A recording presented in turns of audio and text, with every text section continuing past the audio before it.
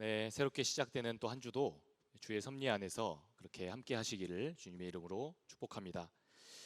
네, 한 목사님의 칼럼에 기재되어 있는 이야기를 소개함으로써 오늘 말씀을 함께 나누고자 합니다. 이 목사님의 칼럼에 어느 기독교인, 어느 그 불신앙인 여성분이 기독교인을 대면한 그 대면기를 소개하고 있었습니다.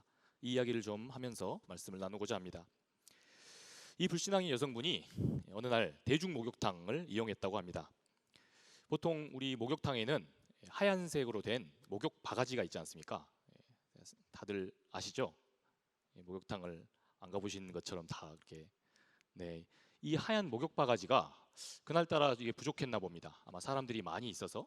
지금이야 뭐 코로나 때문에 목욕을 가는 사람들이 많지 않겠지만, 그래서 이 아주머니는 주변을 이렇게 둘러봤습니다. 그랬더니 저쪽에 있는 한 아주머니가 목욕 바가지를 3개나 쓰고 있었던 겁니다. 그래서 보아하니까 그 바구니들을 다 쓰고 있지 않고 하나는 이렇게 놀고 있는 거예요. 그래서 다가갔습니다. 그래서 이렇게 이야기했다고 합니다. 죄송한데 혹시 안 쓰는 바가지가 있다면 그 바가지를 제가 좀 한 개 써도 되겠습니까? 그랬더니 이 아주머니가 아주 불쾌하다는 듯이 큰 소리로 이렇게 쏴붙였다고 합니다. 내가 왜 그쪽이랑 내 바가지를 나눠야 하오? 순간 주변의 모든 사람들의 시선이 자기를 향해 쏠렸답니다. 당황스러운 이 상황에 그녀도 얼굴이 빨개져서 미안하다고 이야기를 하고 그 자리를 떠났답니다. 그런데 가만히 돌아서서 생각해 보니까 참 억울하고 또 불쾌했습니다. 공용 물품으로 써야 되는 이 바가지를 자기 바가지인 양 생각하는 것, 자기가 쓰지도 않으면서요. 이것이 너무 불쾌했다는 겁니다. 그리고 또 그렇다고 사람들 앞에서 그렇게 꼭 큰 소리를 내면서 자기를 무안을 줬어야 했는가? 이것이 너무 화가 났다고 합니다. 그러나 괜히 그 바구니 하나 때문에 싸움까지 번질까봐 그냥 참았답니다. 결국 하는 수 없이 그녀는 이 바가지 없이 목욕을 해야만 했습니다.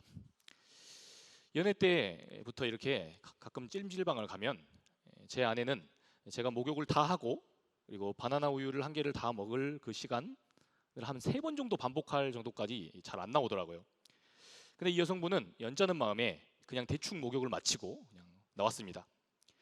그렇게 옷을 막 주섬주섬 챙겨 입는데 그 아주머니를, 방금 그 바가지 아주머니를 만난 겁니다. 그런데 이 아주머니가 자기 지인을 만나서 이런 대화를 나누기 시작했답니다. 충청도 버전으로 제가 좀 이야기를 하겠습니다. 어젯밤에 땡땡땡 기도원 집회 다녀왔다며? 어땠어? 그러자 이 트리플 바가지 아주머니가 이렇게 말했답니다. 아주 뜨거웠어. 그래서 몸도 찌뿌둥하고 해서 못 가 옮겨. 기어? 나도 좀 갔다 올 건데 그랬네. 네, 이런 분위기일 거라고 생각은 했는데, 여러분 분위기가 험악해질 것 같아서 이렇게 재구성해 봤습니다. 여러분, 그런데 우리들의 예배 그리고 찬양과 우리들이 기도를 드리고 난 이후에 우리들의 모습은 어떻습니까? 방금 우리 하나님을 뜨겁게 예배하고 또 찬양했습니다. 그리고 뜨겁게 기도했습니다. 그런데 방금 그런 감동적인 제스처로 찬양하고 기도하고 그렇게 하나님을 높인다는 이야기를 막 수식을 붙였는데, 그리고 나서 다시 우리의 삶의 자리로 돌아와서 그런 우리가 내 것도 아닌 이 공용 바가지 하나 나누지 못하는, 그것 하나도 포기하지 못하는 그런 모습은 혹시 아니냐는 겁니다. 날마다 우리가 하나님의 자녀라면서 그렇게 살아가는 우리가 누군가와 나의 작은 것 하나를 그렇게 나누지 못하는 삶으로 그렇게 일상을 살아간다면, 날마다 예배하지만 그런 인격으로 머문다면 우리들의 그 믿음 너무 공허한 것이 아니냐는 말입니다. 여러분, 그런데 이상하게도 신앙생활을 오래 하면 오래 할수록 예배와 찬양 그리고 그 기도 생활에 관성이 생기게 마련입니다. 말씀과 찬양과 기도가 나의 존재와 나의 삶과 나의 인격의 그 됨됨이를 제대로 조명하지를 못하는 겁니다. 그렇게 되면 예배는 그저 일례의 관습처럼, 습관처럼 드리게 되고요, 기도는 중언부언이 됩니다. 찬양은 그리고 우리가 흔히 나이트클럽이나 아니면 클럽이나 또 노래방에서나 경험할 수 있는 그러한 어떤 감정의 엑스타시, 이런 감정의 그런 어떤 폭발을 경험하는 그러한 어떤 자리로만 전락하고 맙니다. 이러한 패턴이 오래되면서 이게 만성화가 되면 교회는 열심히 다니고 있어도 그 삶의 예수적인 삶은 단 하나도 나타나지 않는 그러한 기형적인 소위 실천적 무신론자가 되고 맙니다.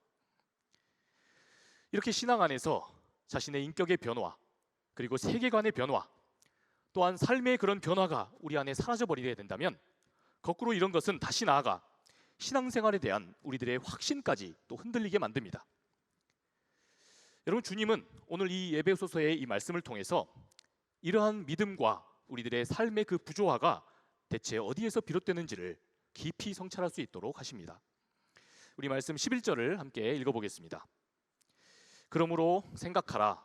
너희는 그때 육체로는 이방인이요 손으로 육체에 행한 할례를 받은 무리라 칭하는 자들로부터 할례를 받지 않은 무리라 칭함을 받는 자들이라. 여러분, 바울은 이 시작 부분부터 생각하라 라고 이렇게 이야기합니다. 아주 강하게 권면하고 있는 겁니다. 바울은 그 당시에 복음을 전하던 중에 감옥에 갇혔습니다. 그러나 그는 자신이 이 감옥에 갇힌 이 사실보다 더 안타까운 소식을 교회로부터 들었습니다. 그가 지금 해결하고자 하는 문제의 핵심이 무엇이었을까? 이 당시에 이 소아시아 지역에는 이 에베소 교회처럼 아주 오래된 교회들이 많이 있었습니다. 그만큼 그 교회들 안에는 예수를 오래 믿어온 사람들이, 그런 성도들이 많이 차 있었습니다. 그런데 이들의 예배들이 정례 행사처럼 아주 딱딱한 예배였고, 또한 신앙적인 삶도 그저 겉치장에만 치중하는 데 애를 썼습니다. 그러다 보니 교회가 급기야 누가 교회 안에서 주도권을 줄 것인가, 이것을 두고 다투는 지경에 이르게 된 겁니다. 그래서 바울은 에베소서 1장에서부터 뜬금없이 이런 내용들을 강조합니다. 오로지 교회의 주인은 교회의 머리 되신 우리 주님이시다. 이것을 강조하고 있습니다. 여러분, 교회가 어떻게 하면 우리가 더 성숙한 주님의 제자들이 될 것인가, 이것을 깊이 고민하고 서로 이것으로 토론한 게 아니라 누가 교회에서 힘을 갖고, 누가 교회 안에서 어떤 중요한 일을 결정하는 결정권을 갖고, 또 누가 큰 목소리를 낼까, 누구의 목소리를 관철시켜서 교회 행사를 진행할까, 이것을 고민했다는 겁니다. 여러분, 바로 이러한 상황이 교회에 심각한 분열을 초래했다라고 오늘 말씀이 보여주고 있습니다. 처음에 교회가 설립되었을 때는 이 소아시아 교회들의 히브리파 출신 교인들, 이 성도들이 많이 있었습니다. 왜냐하면 이 사람들이 과거에 예루살렘 유대교 박해를 피해서 이 소아시아 지역에 정착을 합니다. 그리고 그들이, 이 정착한 이들이 이곳에다가 교회를 세웠습니다. 그러니 자연스럽게 이 유대교인, 이 히브리파 성도들이 교회의 중심이 되었던 겁니다. 그런데 이러한 소아시아 교회가 새로운 국면들을 맞게 됩니다. 소아시아 이 지역의 주민들, 이곳을 살고 있었던 헬라 문화에 익숙하던 사람들이, 이 헬라파 교인들이 새롭게 교회에 등록을 하고 새 가족이 되어서 유입된 겁니다. 그렇게 시간이 흐를수록 교회 안에는 헬라파 성도들이 더 많은 다수가 되었습니다. 그렇게 되면서 교회 안에는 이 히브리파 성도들과 또한 헬라파 성도들 사이에 아주 보이지 않는 긴장관계가 형성됐던 겁니다. 이것이 아주 오래도록 지속된 결과로 지금 이들은 누가 교회의 분위기를 잡고 누가 교회 안에서 주도권을 줄 것인가, 이것을 다투는 지경에 이르게 되었다고 오늘 말씀은 이야기하는 겁니다. 히브리파 교인들은 교회 안에서 자신들의 원래 가지고 있었던, 오랫동안 자기들이 믿어와서 주도권을 쥐고 있었던 걸 뺏기지 않으려고 이러한 논리를 펼쳤습니다. 원래 우리 기독교는 사실 이런 면이 있습니다. 이 히브리인들의 유대교적 전통 안에서 그 흐름 속에서 우리 기독교가 시작이 됐습니다. 여러분, 그건 부인할 수 없습니다. 실제로 우리 예수님을 향한 이 호칭 중에 메시아, 주님, 메시아, 많은 호칭들이 있지만 그 중에 이 메시아라고 하는 이 기름 부음 받은 자다라는 뜻은 이 메시지 자체가 어디에서 온 거냐? 바로 유대교인들의 율법과 그 전통에서 나왔습니다. 바로 그 메시아가 헬라어로 번역된 게 그리스도라는 의미입니다. 따라서 히브리파 교인들은 예수를 제대로 믿는 믿음, 이 믿음과 함께 자신들의 유대교적 전통들도, 즉 할례와 율법도 철저하게 지켜온 자신들이 교회 안에서 주도권을 쥐는 게 마땅하다. 이런 주장을 펼친 겁니다. 이들은 이러한 논리들을 앞세워서 교회 안에 다른 모든 성도들, 자신들과 전혀 다른 삶을 살아왔던 이 헬라파 성도들도 자기들처럼 되어야 한다고 그렇게 생각했습니다. 자기들처럼 할례도 받고, 자기들처럼 율법도 아주 철저하게 지키고, 자기들의 모양으로 봉사하고, 자기들이 생각하고 그렇게 결정하는 대로 그 사람들도 그렇게 따라야만 그게 예수를 제대로 믿는 거다라고 생각하고, 그걸 교회 안에서 큰 소리를 내며 강요했던 겁니다. 여러분, 그런데 문제는 이들이 강조했던 이 할례나 율법, 이것들은 히브리파 성도들에게만 자연스러웠다는 데 있었습니다. 헬라 출신들, 이 그리스 문화에 익숙한 사람들에게는 이러한 규례들이 아주 상당히 이질적이고 또한 지키기에 까다로운 규정이었습니다. 여러분, 할례는 여러분도 아시다시피 아브라함 때부터 하나님의 징표로서 자기의 몸에다가 물리적인 상처를 내고 피를 내는 그런 어떤 의례입니다.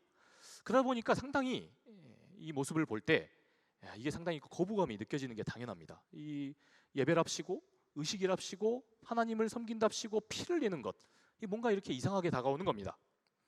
또한 율법은 1000년이 넘도록 이 히브리 사람들에게는 아주 숙명처럼 지켜져 왔습니다. 그래서 율법을 꼭 지키려고 해서 그런 게 아니라 자기들의 태어났을 때부터 그런 문화였던 겁니다. 그러니 이런 문화를 히브리파 성도들이 지키는 것은 그렇게 어렵지 않았습니다. 그러나 이러한 광야 생활과는 전혀 다른 정황 속에서 그렇게 살아왔던 헬라파 교인들은 그러지 않았습니다. 도대체 이들은 왜 이런 규정이 기독교 안에 있는 건지, 그걸 내가 도대체 왜 지켜야 하는 건지, 이것을 공감하고 이해하지도 못하게 되는데 그저 지켜야만 하는 그런 상황이 닥친 겁니다. 문화적인 정황이 너무나도 달라서, 시대적인 상황과 이해가 너무 달라서 그것을 지키기도 어려웠고 또 내키지가 않아서 또 지킬 수 없는 이유도 있었습니다. 그러나 여러분, 먼저 믿은 이 히브리파 교인들은 지금 자기 교회로 새로 들어온 새 가족들, 이렇게 새롭게 형제 자매가 된 이 사람들이, 이 헬라파 교인들이 지금 교회 안에서 이러한 전통들 때문에 이 새로 들어온 새신자들이 이렇게 고통스러워하고 있었다는 것을 전혀 알지도 못했고 또 헤아리려 하지도 않았습니다. 이러한 전통들은 이미 자기들에게는 익숙한 것이었기 때문에 쉽게 그냥 할 수 있었습니다. 그리고 또 이런 전통들은 자기들을 아주 돋보이게 해줬습니다. 그러니 남들이 힘들어하든 말든 그저 자기 방식을 고수하면서, 자기 유리한 방식을 고수하며 교회 안에서도 그러한 자기 생각들을 강요해 왔던 겁니다. 여러분, 이러한 태도가 교회의 분열을 일으킵니다. 교회에서 우리가 신앙생활 하다 보면, 또한 교회의 중요한 행사들을 우리가 감당하고 보면 이렇게 해도 좋고 저렇게 해도 하나님께 영광이 되는 그러한 일들이 분명히 있습니다. 그러나 상대방도 내가 생각하는 것처럼 그렇게 생각해야 하고, 또 내가 찬양하는 방식대로 찬양해야 되고, 교회 안에서 내 생각대로 그렇게 결정돼야 하고, 내 방식으로 봉사하지 않으면 그 사람의 그 신앙에는 문제가 있다, 이렇게 여기는 이들이 종종 있습니다. 바로 이러한 생각과 마음들이 주님의 몸된 교회 안에 파벌을 생기게 만들고 교회 안에 균열을 일으키게 되는 겁니다. 여러분, 제가 예배를 또 담당하고 있기 때문에 이런 이야기들을 함께 나누고자 합니다. 여러분, 뜨거운 열정과 그리고 그러한 제스처로 찬양하는 찬양이 은혜가 될 수 있습니다. 그러나 우리가 가만히 앉아서 그 가사를 깊이 음미하면서 그렇게 마음속으로 읊조리는 찬양도 아주 훌륭한 찬양 될 수 있습니다. 또한 아주 격정적인 그러한 통성기도가 서로에게 도전이 되고 또한 신앙적인 그런 좋은 모범이 될 수 있습니다. 그러나 조용히 자기의 생각을 정리하고 기도하면서 내면을 깊이 성찰하고 하나님께서 지금까지 내 삶에 어떠한 은혜를 주셨는지, 또한 지금 말씀으로 하나님이 나를 어떻게 깨우치시는지를 지적으로 깊이 성찰하면서 조용히 우리 주님과 교감하는 기도가 통성기도보다 더 훌륭할 수도 있습니다. 그러니 다른 사람 모두가 반드시 꼭 나처럼, 내가 속해 있는 우리의 팀들처럼 그렇게 생각해야 그게 바르고 그것만이 복음적이게 되는 것이 아님을 우리가 명심해야 합니다. 그래서 바울은 이렇게까지 이야기를 하고 있습니다. 우리 오늘 말씀 15절 말씀을 함께 읽어보겠습니다. 법 조문으로 된 계명의 율법을 폐하셨으니 이는 이 둘로 자기 안에서 한 세 사람을 지어 화평하게 하시고 16절입니다. 또 십자가로 이 둘을 한 몸으로 하나님과 화목하게 하려 하심이라. 원수된 것을 십자가로 소멸하시고. 아멘. 여러분, 바울은 지금 이 말씀에서 아주 충격적인 말씀을 지금 하고 있습니다. 너무 놀라운 이야기를 하고 있습니다. 그 옛날 우리 하나님께서 애굽의 포로로 살고 있었던 이 히브리 사람들을 출애굽시키십니다. 그리고 출애굽시키시고 나서 도대체 하나님 백성으로 살아가는 삶이 어떠해야 하는지, 이들이 그동안 오랫동안 430년 동안 종살이 했으니까 어떤 삶이 하나님의 뜻을 따르는 삶인지 모르지 않습니까? 그래서 하나님이 율법을 주십니다. 당신의 친히 말씀을 주시는 겁니다. 그런데 이렇게 은혜로 주셨던 이 말씀이, 이러한 율법 조문이 이제는 어떤 기능을 하고 있다는 겁니까? 전혀 다른 헬라 문화권에 와서 그렇게 세워진 교회 안에서 새 가족이 된 이 이방인들이 주님의 은혜의 자리로 나아오게 되는데 방해, 걸림돌이 되고 있었던 겁니다. 여러분, 만일 상황이 이처럼 새로운 국면을 맞았다 한다면 우리 하나님께서 어떻게 하시겠다는 겁니까? 앞서서 당신의 뜻으로 친히 내어주셨던 당신의 그 말씀을 폐하시면서까지 뭐 하시겠다는 겁니까? 차라리 사람을 세우고 새로 교회에 들어온 성도를 세우시고 그 사람을 살리시겠다는 겁니다. 여러분, 16절을 따르면 이러한 하나님의 의지가 더 분명하게 드러납니다. 하나님은 이러한 당신의 의지를 당신의 하나뿐인 그 아들을 희생시키시면서까지 일으키십니다. 그래서 이 아들의 이 값진 십자가의 그 희생의 의미는 우리가 예수 믿고 구원받기만을 위해서만 존재하는 게 아닙니다. 여러분, 오히려 이 십자가에 더 깊은 의미가, 이런 의미가 있습니다. 우리 교회들이 서로가 서로를 세우고 서로의 삶을 살리고 그 사람을 용인하고 용납하는 데 있어서는 우리가 그만큼 유연해야 한다는 것을 뜻합니다. 십자가가 그것을 상징한다는 겁니다. 하나님께서 친히 당신의 아들까지 희생시키면서 당신의 말씀을 철회하시면서까지 사람을 세우는 것을 우선하신다는 겁니다. 여러분, 이러한 값진 희생의 대가로 세워진 것이 바로 우리 교회입니다. 그러니 여러분, 우리 십자가 앞에서 우리의 서로의 생각이 다르고 우리의 이해관계가 서로 다르다고 해서 우리가 목에 핏대를 세우며 그렇게 싸워서는 안 되는 겁니다. 우리가 교회 안에서 나와는 생각이 다르고 나와 또 섬기는 방식이 좀 다르고 그렇다고 해서 우리가 그 형제와 자매에게 분을 품는다면 그것은 여러분 무슨 의미가 됩니까? 당신의 아들까지 희생시키시면서 그렇게 교회를 세우신 우리 하나님을 대적하는 일이 되고 마는 겁니다. 그런 거로 나와 생각이 좀 다르고 헌신하는 그런 방식과 결정하는 그런 결정의 방법이 달라도 그것을 존중할 줄 아는 사람, 이런 사람이 교회를 세우고 교회에 덕을 끼치게 되는 것입니다. 또한 연약한 형제와 자매를 위해 여전히 내 생각이 더 옳다고 내 마음속에서는 그런 생각이 들지만 그래도 과감하게 내 뜻을 접을 수 있는 사람, 이런 사람이 공동체를 살리고 우리의 나약한 형제와 자매를 존귀하게 세울 수 있는 것입니다. 여러분, 이러한 의미에서 우리 예수를 믿는 이 신앙은 우리가 살아가고 있는 이 세상 속에서도 하나의 대안이 됩니다. 여러분, 이 세상의 이치가 어떻습니까? 어제까지는 친하게 지냈습니다. 그런데 새롭게 알게 된 이 사람의 성격을 보니까 나하고 안 맞는 겁니다. 그래서 그 성격이 안 맞고 스타일이 안 맞으면 그냥 관계를 끊어버리면 그만입니다.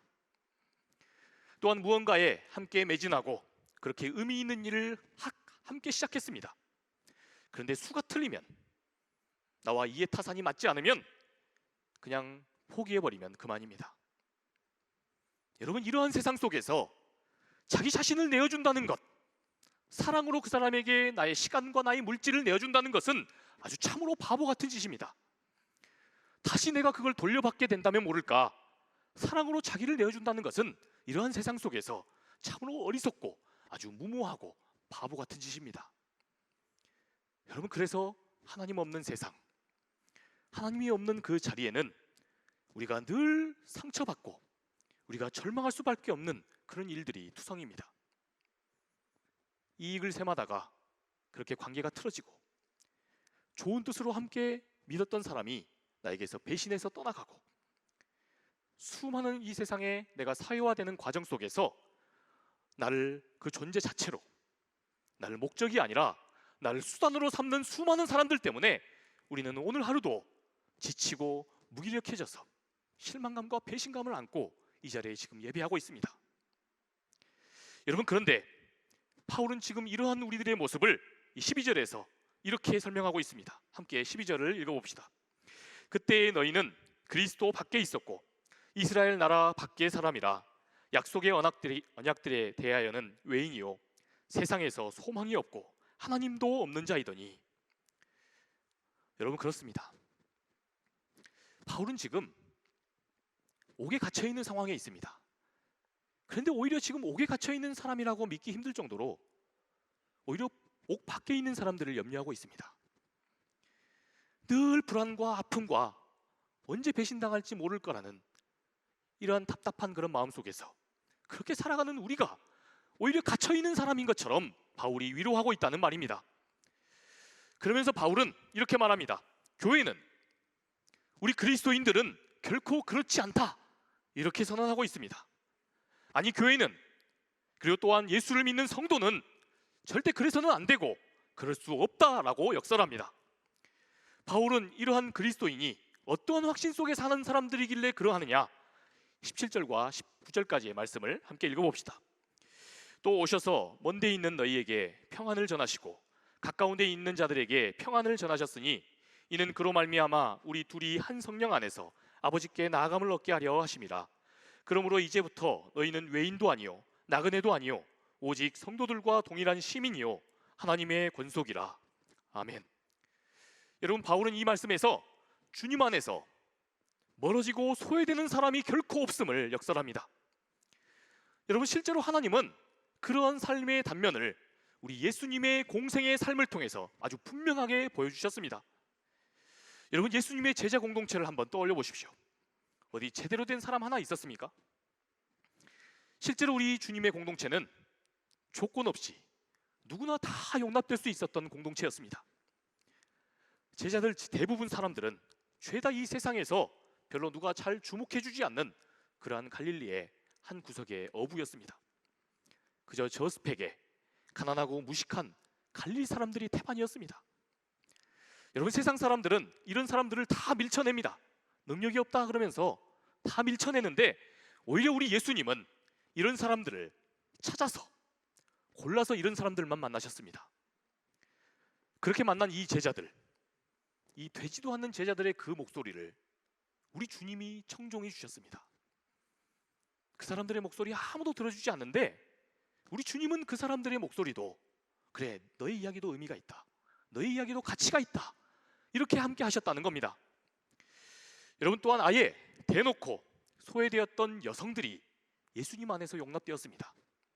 여러분, 당시는 가부장제도 아니고 가부장제보다 더 심각하게 여성은 그저 물건 취급하던 사회였습니다. 그런데 그냥 여자들도 아니고 하나같이 하자가 있다라고 그 사회가 정죄하고 있었던 사람들, 가나안 이방 여인, 가나안 출신 이방인, 그래서 상종할 필요가 없는 사람, 또한 직업이 천하다는 창기 마리아, 피를 너무 많이 흘려서 피를 보는 사람이라 부정하게 여겼던 혈루증에 12년 동안이나 그렇게 수고하고 고생하고 있었던 이 혈루증 여인, 여성이면서 죄인이라고 정죄받는 이 여성들이, 그런 천대받던 이들이 주님 안에서 용납되었던 겁니다. 여러분, 그뿐만이 아닙니다. 심지어는 그 가진 뜻이 너무나도 차이가 나서, 너무나도 달라서 도저히 이 사람들은 물과 기름 같아서 서로 상종할 수 없는 사람이다. 여러분, 이런 사람들도 예수님 안에서는 하나가 되었습니다. 여러분, 오늘 말씀 13절과 14절 함께 읽어봅시다. 이제는 전에 멀리 있던 너희가 그리스도 예수 안에서 그리스도의 피로 가까워졌느니라. 그는 우리의 화평이신지라 둘로 하나를 만드사 원수된 것 곧 중간에 막힌 담을 자기 육체로 허시고. 아멘. 여러분, 바울의 이 선포대로 예수님 안에서는 정말 원수가 하나 되는 기적이 일어났습니다. 여러분, 예수님의 제자들 중에서는 지금 우리가 겪고 있는 이 코로나 국면처럼 로마 시대도 식민지 사회였기 때문에 너무 어렵고 열악한 상황이었습니다. 이런 세상 속에서 진짜 믿을 만한 것은 돈뿐이다. 이렇게 믿고 자기 동족을 배신하고 동족들에게 더 많은 세금을 걷어서 그렇게 동족의 피를 빨아먹고 살고 있었던 그러한 세리, 레위, 마태가 예수님의 제자 공동체 안에 있었습니다. 여러분, 그런데 그런가 하면은 아주 놀랍게도 이런 사람들만 골라서 찾아다니면서 암살을 하고 다녔던 셀롯인 시몬, 또한 가론 유다와 같은 열심당원들이 예수님의 제자 공동체 안에 함께 있었습니다. 여러분, 저는 신학을 공부하면서 이게 가장 미스터리였습니다. 날마다 그 사람 보면 눈의 가시처럼 죽이고 싶었을 텐데 요즘 여러분 그 정도로 싫어합니다. 그런 사람들이 예수님 안에서는 제자 공동체로 함께 살고 있었던 겁니다. 여러분, 그래서 바울은 17절에 이렇게 결론을 맺고 있습니다. 하나님을 모르고 그렇게 제멋대로 살아왔던 너희 헬라 사람들, 그저 하나님 없이 살아왔던 너희들도 용납받지 않았냐? 그리고 또한 하나님의 뜻보다도 교회 안에서 자기들이 주목받기를 더 기대하고 그래서 신앙생활하고 있는 히브리파 교인들, 너희들도 주님 안에서 그렇게 아무 조건 없이 용납된 건 아니냐? 그렇게 모질고 제멋대로인 그런 사람들, 바로 이런 사람들 모두를 우리 주님께서 십자가로 품어주시고 바로 이들을 모두를 위해서 하나님이 당신의 아들을 십자가에 희생시키신 것 아니냐? 바울은 이렇게 말하고 있는 겁니다. 여러분, 맞습니다. 그렇습니다. 여러분, 아무리 이해하고 공감해 보려고 해도 도무지 주님, 저 사람은 안 되겠습니다. 저 사람은 도저히 내가 품을 수가 없습니다. 여러분, 이런 사람이 누구에게나 있습니다. 여러분, 저에게도 있습니다. 우리 공동체에 있는 건 아니고 저에게도 그런 사람들이 있습니다. 평생에 걸쳐서 내가 저 사람은 내가 용서 못하겠다, 이런 마음이 드는 사람이 있습니다. 여러분, 그런데 바울은 지금 이렇게 말하고 있는 겁니다. 그런데 이런 사람들도 예수의 안경을 쓰고 보면, 우리 주님의 십자가의 안경을 쓰고 보면 용납할 수 있게 된다는 겁니다. 여러분, 우리의 능력으로 가능합니까? 아닙니다. 우리 하나님이 그 사람도 품을 수 있는 넉넉한 가슴을 주시고 그 사람도 다시 내가 품을 수 있도록 내게 용기를 주신다는 겁니다. 내가 잘못한 거 아닌데 내가 그 사람과 화해할 수 있는 그러한 용기를 내게 주신다는 것입니다. 여러분, 가만히 생각해 보면 그렇지 않습니까? 우리 하나님이 나 같은 죄인도 사랑해 주셔서 내가 이 자리에서 이렇게 날마다 하나님이 말씀으로 다듬어 주시고 나와도 함께 하여 주시는데, 여러분, 그 사람의 입, 여전히 오늘도 트러블 메이커로 살아가는 그 사람도 언젠가 우리 하나님께서 그 사람의 영혼도 만져주시며 새롭게 해주시지 않을까? 이것을 우리가 기대할 수 있게 하신다는 겁니다. 여러분, 그러므로 19절 말씀대로 십자가 위에 세워진 이 교회는 예수 안에서 사랑으로 자기를 내어주는 사람, 바로 그런 사람들의 자리여야 합니다. 그러므로 외인도 없고 공동체 안에 나그네도 없어야 합니다. 잠깐 왔다 떠나는 나그네가 없어야 합니다. 모두가 동일한 하나님의 시민이요, 하나님 나라의 권속으로 그렇게 존중을 받고 인정받을 수 있어야 한다는 겁니다. 사랑하는 여러분, 이러한 교회, 바로 이러한 공동체가 우리 하나님께서 꿈꾸시는 교회입니다. 우리 교회 전체가 교회여 일어나라 라고 하는 주제로 수련회를 합니다. 여러분, 그런데 우리가 어떻게 일어나야 할 것인가? 우리 청년 공동체도 한번 고민해 봐야 할 것 같습니다. 그런 의미에서 오늘 저와 여러분들이 가장 먼저 이 험난한 세상 속에서 우리 주님께서 먼저 자기를 내어주시는 그 사랑을 마음껏 맛보실 수 있기를 주님의 이름으로 축복합니다. 왜냐하면 이러한 사랑을 맛본 사람만이 그러한 넉넉한 사랑으로 또 다른 사람들을 품고 사랑할 수 있기 때문입니다. 말씀을 정리하고자 합니다. 날 때부터 소아마비 1급을 판정을 받고, 그래서 평생을 두 다리를 절고 또한 오른손을 잃어버려서 왼손으로만 그렇게 작가 활동을 하신, 우리 작고하신 장영희 선생님이라는 분이 있습니다. 여러분, 이분이 왼손 하나로 아주 치열한 그 삶의, 자신의 그 삶의 흔적들을 많이 남겼습니다. 그런데 이분의 그 에세이 중에서 내 생에 단 한 번이라고 하는 책이 있습니다. 여기에 보면 우리 장영희 선생님이 자신의 그 어머니에 대해서 이야기하고 있는 대목이 나옵니다. 그녀의 어머니는 몸이 아주 불편한 이 딸이 비장애인들처럼 그렇게 한 세상을 행복하게 살아갈 수 있도록 그렇게 몸이 아픈 자신의 딸의 자리 하나를 세상 안에 만들어 놓기 위해서 헌신을 다하신 이야기가 나옵니다. 그러면서도 당신은 마음이 참으로 쓰리고 아프지만 한 번도 눈물도 없이 힘든 기색 한 번 없이 자기의 딸을 위해서 희생하셨다고 합니다.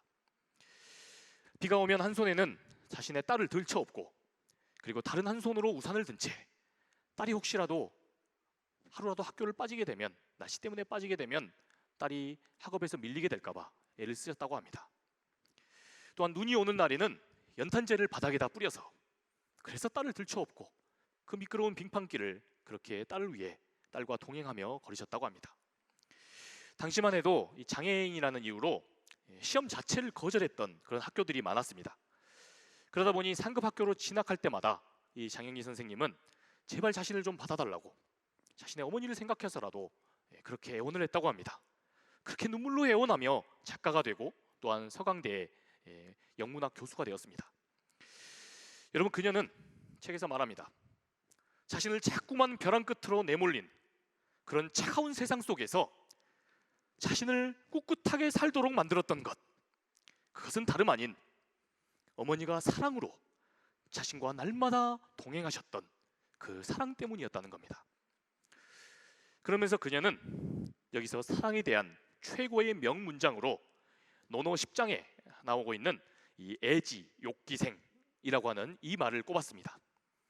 지금 저 문구대로 이 말의 뜻은 누군가를 사랑하는 것은 그 사람이 살게끔 하는 것이다. 누군가를 사랑하는 것이 그냥 감정으로 한번 끝나는 게 아니라 그 사람을 살게 한다는 겁니다. 사랑하는 여러분, 저는 우리 상당 청년교회가 누군가를 살리는 교회 될 수 있기를 축복합니다.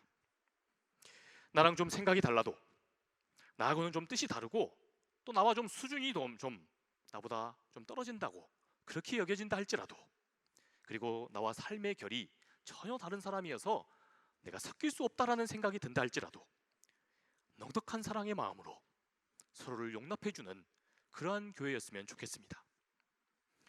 또한 상처가 나고 우울함 속에서 이런 어려운 코로나 중에 살아가고 있는 우리 주변을 조금만 둘러보면 참으로 지금 당장 버티기가 힘든 지체들이 많습니다. 그런데 이런 지체들에게 그냥 너 힘들겠다, 그게 아니라 한 번쯤은 내가 먼저 용기 있게 다가서서 나의 시간, 나의 작은 물질을 그렇게 나눠줄 수 있는 그러한 청년들 되실 수 있기를 소망합니다. 그렇게 우리가 하나님을 예배하면 예배할수록 그리고 기도하면 기도할수록 이 세상에 단절되어 있던 관계가 회복되고 또한 상처받은 이가 치유를 받고 그래서 우리가 만나는 모두가 그래도 우리 세상은 여전히 살만나는 곳이다, 이렇게 고백할 수 있게 되기를 주님의 이름으로 축복합니다. 사랑의 주님, 은혜와 사랑 감사합니다. 우리에게 귀한 시간 허락하시니 감사합니다. 말씀 앞에 우리 자신을 되돌아봅니다. 알고 보면 그 지체가 옆에 있어서 함께 찬양할 수 있고 그 지체가 나를 위해 중보해 주어서 내가 여기까지 에베네셀의 하나님, 그 하나님을 경험할 수 있었습니다. 그 지체가 내 곁에 있었기 때문에 나는 편안하게 집에서 수련회도 할 수 있고 찬양도 할 수 있고 예배도 드릴 수 있었습니다. 그런데 한 번도 내가 그 지체를 내 옆에 끼고 기도해 주지 못했습니다. 그 지체가 얼마나 나 때문에 힘들었는지를 한 번도 내가 헤아려 보려고 하지 않았습니다. 주님이 이러한 불충한 우리를 용서하여 주시고 이제는 사랑으로 나아갈 수 있도록 인도하여 주시옵소서. 그렇게 하실 하나님을 찬양합니다. 이제는 우리 구주 예수 그리스도의 은혜와 하나님 아버지의 크고 극진하신 사랑하심과 성령님의 감화 감동 교통하심의 역사가 나보다 남을 더 낮게 여기며 내 방식이 아닌 상대방의 방식도 그것도 소중하다며 더 성숙한 마음으로 품고 용납하기를 희망하고 하나님 앞에서 귀한 자녀들로 서로 치유의 역사를 이루기를 소망하는 이 자리에 모인 우리 모든 상당의 청년들 머리머리 위에 또한 지금도 신음하고 있는 이 땅의 많은 청년들, 코로나로 어려운 중에 있는 이 땅의 모든 젊은이들 위해 지금으로부터 영원토록 함께하옵시기를 간절히 축원하옵나이다. 아멘.